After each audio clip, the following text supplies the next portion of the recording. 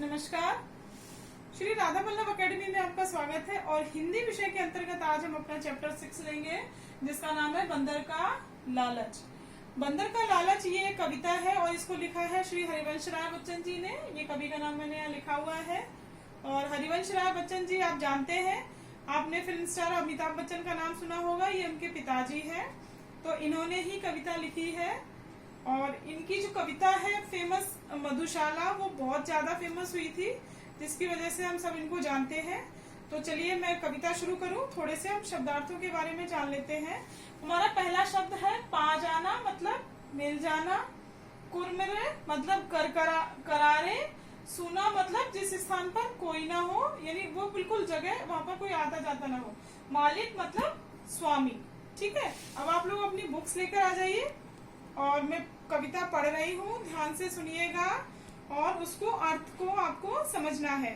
चलिए अपनी अपनी बुक्स खोल लीजिए। हमारी कविता का नाम है बंदर का लालच और कविता है, एक समय की बात बताऊं, कई दिनों का भूखा बंदर खाने को कुछ पा जाने को घूम रहा था इधर उधर। यानी कि जो हरिवंश राय बच्चन जी हैं उन्होंने कविता लिखी और उसमें क्या बताना चाह रहे हैं कि एक समय की बात है, जैसे हम कहानी शुरू करते हैं ऐसे ही। तो एक समय की बात है, भूखा बंदर था, उसको कुछ खाने के लिए चाहिए था, तो इसकी वजह से वो चारों तरफ घूम रहा था।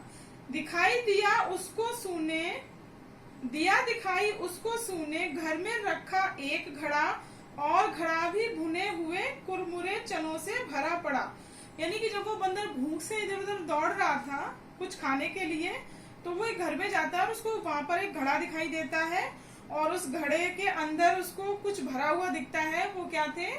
चने थे। कुरमुरे मतलब करारे, यानी कुरकुरे चने थे।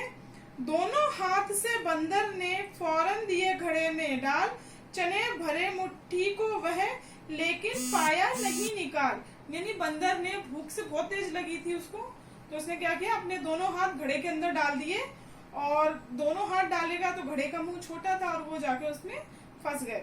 तो उसने जैसे ही मुट्ठी भर लिए चने की और हाथ बाहर निकालने की कोशिश करी दोनों हाथों को, तो वो उसी के अंदर फंस गए, निकाल नहीं पाया।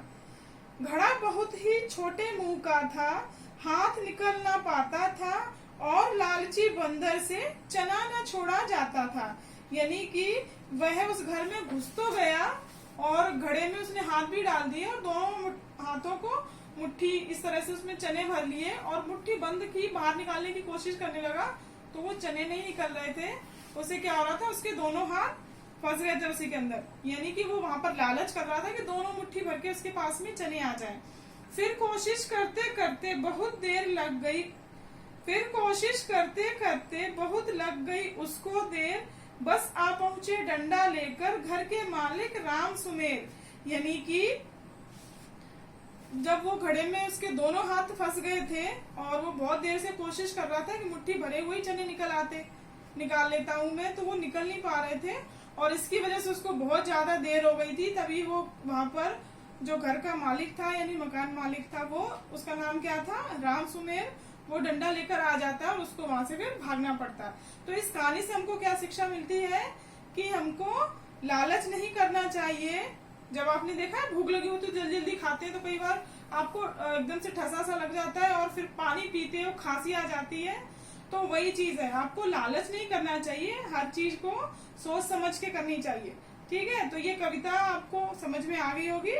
आपको इसको याद करना है और इसको लिखकर कॉपी में भेजना है। सैटरडे हमारी डाउट क्लास होती है, तो आप लोगों को जो भी प्रॉब्लम आए या कुछ भी पूछना हो तो आप मुझसे पूछ सकते हैं।